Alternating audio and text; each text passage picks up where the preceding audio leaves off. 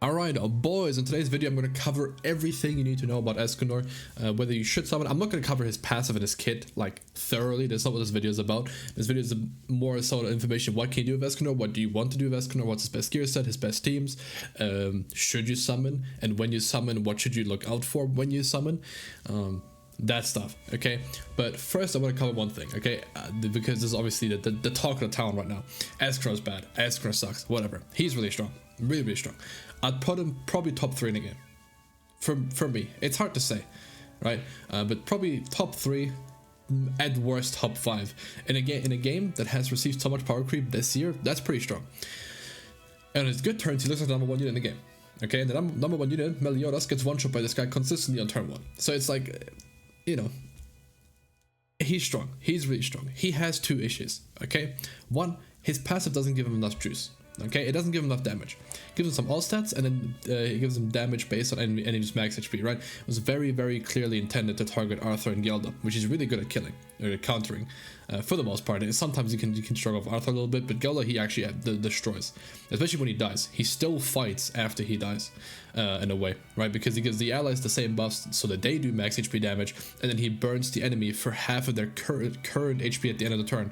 It's like when Gelda heals the full at the start of turn, that doesn't matter because she's going to lose half her entire HP at the end, and that's a lot of damage. So even when he dies, he's strong. Now the big issue is that you need him 5/6. Well, you don't. Okay, he's fine. He's completely fine at 1/6, but at 5/6 you unlock his full kit. What I would say, flashbang warning. Boom. So this is his old passive, right? We kind of can ignore everything about this. It's just his ultimate. There's a bunch of scaling that goes into it, but one of the most important things is the incinerate mechanic he has, where he can like burn the enemy HP. They can't heal that, they can't recover that. Big damage. Okay, now that thing scales with ult levels for some reason. Okay, so his AoE, when you do it, you apply this effect, okay, which burns the HP, and based on your ult level you burn more or less. So when you have 4/6 you burn 6% of the damage you dealt, and at 5/6 that's the entire damage you dealt. Huge jump. Okay, I've had mine at 4/6 for watch my first 5 showcase. I had him at 4/6, and then I had him 5/6, my most recent one. I've noticed a difference tremendously. Okay, for his AoE. His AoE isn't a skill before you have 5/6, I will say. It's barely, it'll do like 300k in like a rank 2. It's not that strong, especially if you can't have outfits. I can't even imagine. It's gonna be so weak and feel so bad to use. So before you have 5/6, the AoE isn't really all that much. The single target though, very strong. This single target will kill everything, right? Very strong. It works really well too because, like, okay, this is obviously like a niche thing, but there's units with damage cap. Okay, Demon King, enemy Escanor, Lowly Merlin when she gets her LR, they have damage cap. Okay, when you hit them, it's much easier to kill those units. Okay, and it isn't like you'll feel it. It's really nice to have this sort of powerhouse damage on a single target. When you face an enemy Meli, most likely turn 1 you can one-shot him with this card. Okay, he's very strong. Now for PvP, really quickly, let me explain. What gear do you want for him? Honestly, it's Escanor. You should have an HP set and attack crit set firm ready, and then you just have to adjust it based on your CC. Attack crit's going to be better because he has damage cap, so you can get away with not having as much health, but you want to be able to go first. So if you need his CC to go first, you want HP. So it's up to your count and how strong your count is. You want to go first. That's your main priority. If you go second with Escanor, he sucks. Okay, because he's really easy to kill turn 1 even through damage cap. Which he still fights after damage, like he dies, like I explained, but it is very annoying to not have him. Now when you summon, he is worth summoning for. The banner is crazy, okay? Broken unit, just needs the right, I'm telling you, broken unit.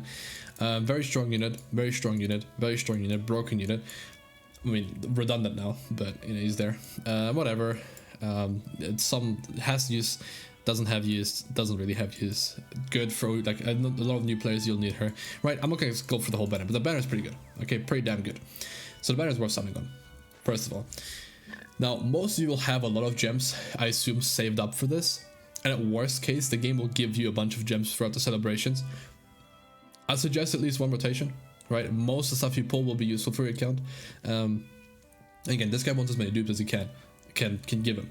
So ideally, if you have like, I don't know, a bunch more people in the comments told me they got like 3k gems saved up for this. I would go 2 rotations and then call it. Okay, if you got 5/6 at least, super nice. I had to go 3 rotations for my 5/6. Unfortunately, I didn't get that lucky.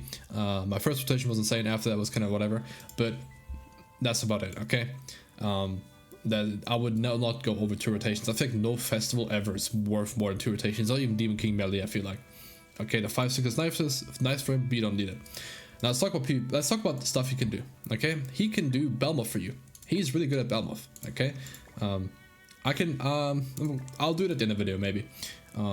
He's really strong at Belmoth. He's really good in demonic beast battles. I've uploaded my Skull and Honey video. He was destroying that one. Okay, he's really strong on that one as well. There's a lot of ways he fits on many teams. He doesn't need much. He just needs humans or Siths, which arguably are the 2 best teams right now. Right? There's demons with like GALAND, they're strong, but arguably human and Siths are the best teams in the game.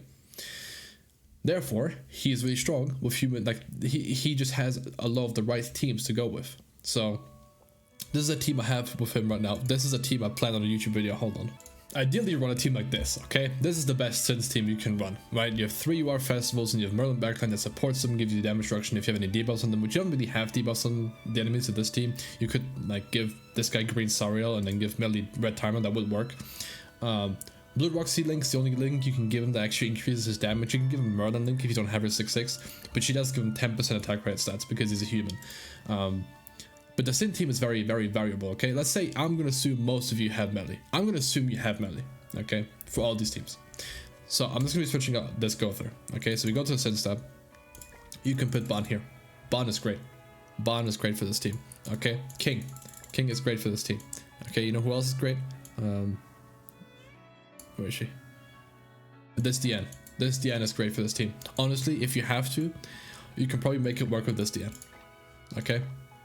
Right now, let's say you don't have you don't want to run any of those, but you have Merlin, you have a Holy Relic. Okay, you can run Merlin, and then you could run. Well, you have to run a Sin backline for a Relic still.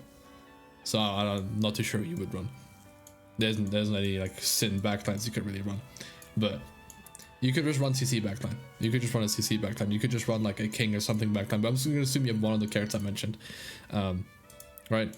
So like Deanne, honestly, I would probably do this if I had to, but yeah, Deanne works, Bond works, this Deanne works, this King works. You can run Green Gother too. His issue is he's pretty squishy, but you can make him work on his team with how much damage you have. People aren't going to want to waste their single targets on him, and he'll live most AoEs, especially with Red Mills Link. So they'll probably attack Escanor first because they're scared of him. So when they do that, you rank him up, you kill someone turn 1, assuming you go first on this team. I don't have HP on this guy, so he has no CC right now. But like on this team, if you go first, like rank up Escanor, AoE single target, like you probably kill at least 1 person, at least. And again, his single target works in a way where it bounces after you do the single target to another target, so it's really strong as well. So those teams would work, okay? Now, human teams, I don't know why I only covered Sin's team. Human teams are very strong as well, right? And then for human teams, there's a bunch you can do as well. Perk Bond is going to be a classic, a staple for him. And then it's like, you can run Chaos Arthur, okay? Well, humans have so many options, hold on. Let me not even have it back there right now. Okay, so Bond is really good. Okay, let's say you don't have Bond, but you have Chaos Arthur, okay? Most likely get Bond from this banner, but regardless, you could run her. Right, if you have her from the collab, you could run her. She's strong on this team. Okay, this team now Fumi, probably the second best human in the game right now. Right, I think he's better than Arthur, by the way. So it's like this guy's the best, this guy's second best, this guy's third best, in my opinion. I don't like Arthur. Right, this team really strong team with this as well. Right, you have sort of like weak turn 1, but they can't really do anything against you turn 1. Right, like the new Escanor can kind of one-shot this guy even through his revive, but it's still gonna be very difficult to do that. And then you get your merge for Arthur, right? Or you get like a first card merge, so you can just use 3 cards, and you stands up, he gives 8k attack to these 2, and this guy will do so much damage on his team, right? And then for backline, if you're running Bond, I would run Red Roxy backline, because if you have her, that is, because she will give you 20% HP, which is nice on the team, and then she also depletes ult gauge when you kill someone, okay? Another backline you could use is Green Zeldris if you have Bond, right? Now let's say you don't have Bond, let's say you're running a now Fumi team, right? Because a lot of people have no Fumi now.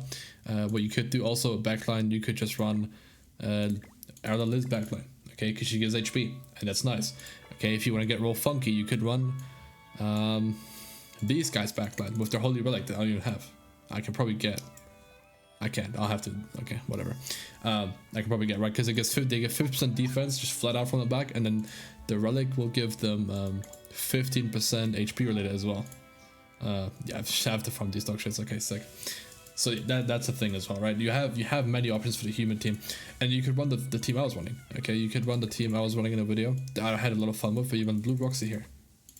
Okay, and then I'd probably run Ban. I was running Naofumi in this video, and you can still run Naofumi. I'll probably run Ban just so that I can run Green Zelda's backline. Again, this guy's on green Escanor. You're not forced into full humans, so you can run this guy backline. You're fine. So those are teams. Okay. All right, let me show you the Belmoth now as well. So in case, I mean, some people want to see this. Okay, I'm a guy that has Belmoth as well. This is my other Galand friend. He loves Galand just as much as I do, probably. And yeah, I'm running the opposite team, right? I'm running the team of this, and you'll see this guy makes quick work of Belmoth, very quick work of Belmoth. The thing is, Ella Escanor does too. Okay, this is not like, oh my god, let's go, but it's nice to see, you know, this guy can cook. This guy can cook up a Belmoth. Okay, so that's pretty cool. Okay. And then if you haven't seen, I did upload my Skull and Hardy video, and he worked really well there. And then I made a bird video with a human team. You can just put Escanor on that team, and I'll probably have to redo the deer video as well, because deer is with Escanor is also like comically easy. Oh, he's going to go in, so I'm just gonna be double ranking up and then not bothering him anything, because you know we'll get the boss or something, I guess, that we don't even need, because we already have stronger boss from the relic.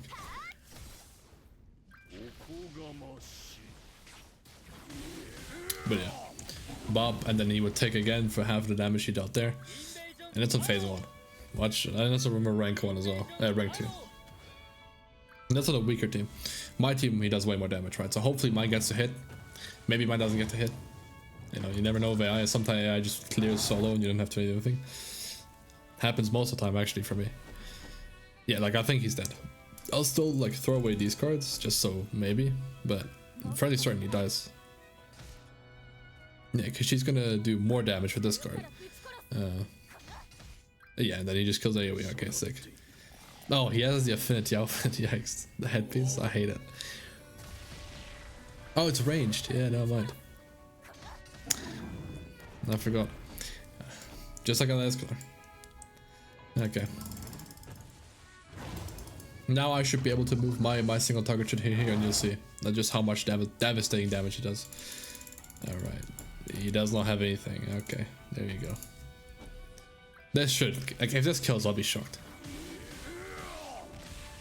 Oh, he kills, I think. Oh wait, nah, she doesn't kill. Surely. Nice. We'll actually get to see well, we'll almost see the full damage. We'll see 2/3 of the damage. Yeah, and then that would tick again for 1.3 million after, and he'd do 4 million on that card. Okay, listen, he's really good for Belmoth, really strong for Belmoth. Okay, and again, I'll upload the other like PvE stuff already. Can't think of any other like PvE stuff. Like Guild Boss, he's not gonna be the greatest in, obviously. Super Boss, same thing. Or Final Boss, he's not gonna be the greatest in it either. But he's really strong in every aspect of the game, which is, you know, not super common for every character. Heroes Arena, he's really good in as well, by the way. I'm not going to Heroes Arena in the video, but he's really strong in Heroes Arena as well. And I think that's everything you need to know. Gear, teams, I've shown them Belmoth. I have the other videos for Skull and Hardy as well. I told you about his ult levels. I think I covered everything. So yeah, enjoy it. If you enjoyed it and you're new here, you can subscribe. I would love that. My sub number has been stale because there's not many new players. But if you're new, go ahead. If you've been watching, or if you're not new, go ahead anyway. Just please, actually, please.